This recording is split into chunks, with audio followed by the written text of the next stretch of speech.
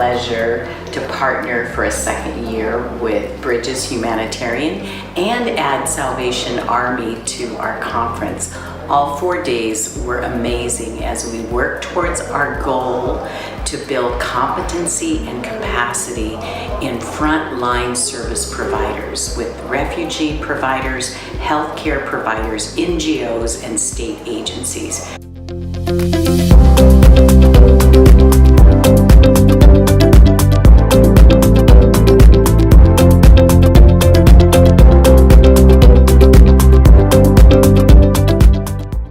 I was so impressed with how our Greek experts and our Vanguard experts work together to build an understanding of trauma-informed and victim-centered that recognizes that vulnerability,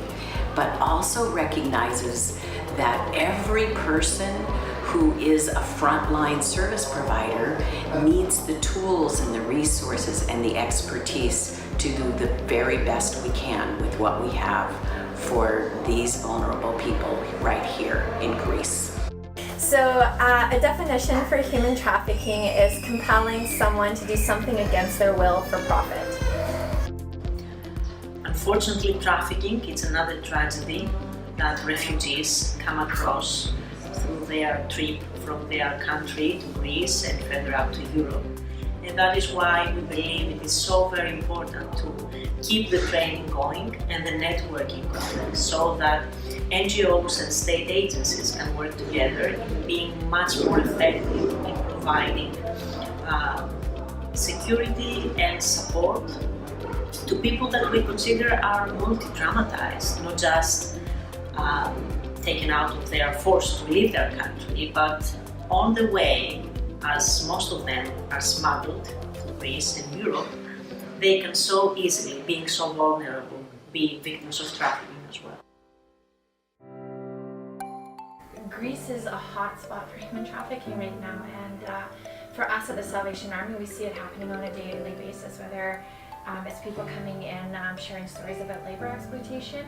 or people showing us the warning signs of sex trafficking.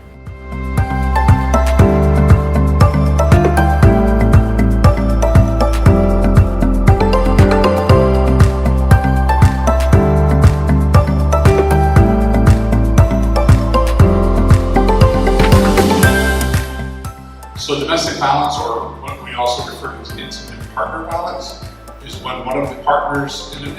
intimate relationship uses a pattern of behaviors that controls and usually abuses the other partner.